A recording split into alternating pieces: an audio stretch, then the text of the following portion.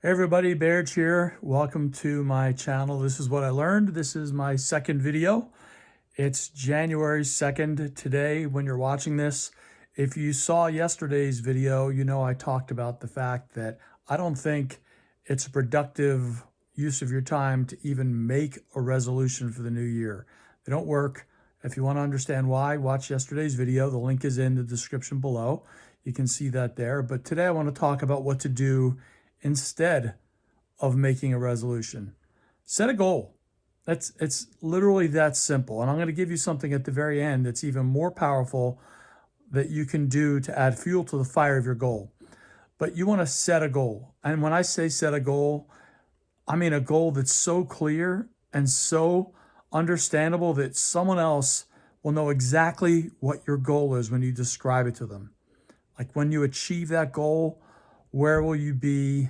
What will you be doing? What will the weather be? How will it feel to achieve that goal?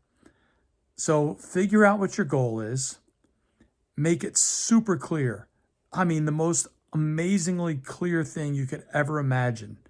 So for example, if you said you want to lose 20 pounds, I want you to describe where you will be when you realize, okay, I've hit my goal, 20 pounds, I did it. How will it make you feel? What will people around you say? What clothes will you be able to wear? How will you feel when you go out in public with your new body and how you're looking and what your appearance is like? What kinds of food will you be eating now? Because once you hit that goal, you want to maintain it, right? So think about all those different things. What clothes will fit that didn't fit before? Where might you go to shop because you couldn't shop there before?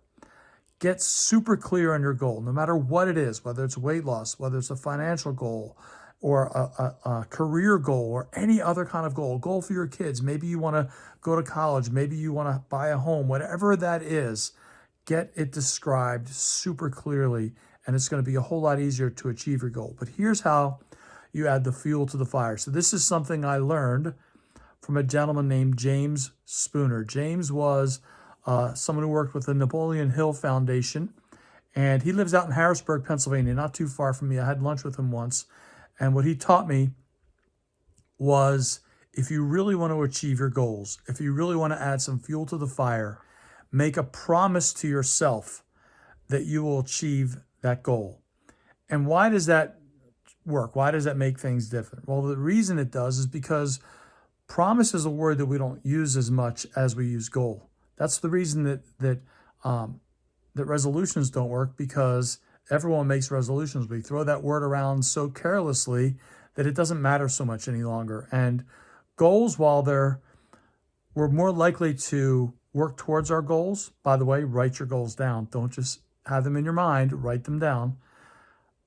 While we're more likely to work towards a goal, that is something that we all talk about quite a bit too. And that word has started to have less power because of that. The word promise has a lot more power than goal, and an abundance more power than the word resolutions. So set your goal, and when you're done, make a promise to yourself. Make a pact to yourself. Write it down. I promise I will XYZ by such and such a date.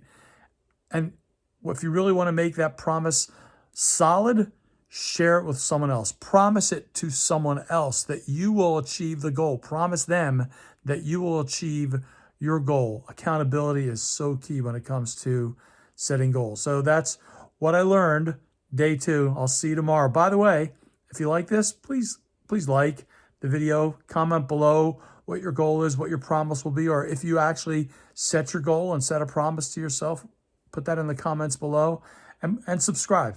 Thanks a lot. Have a great day.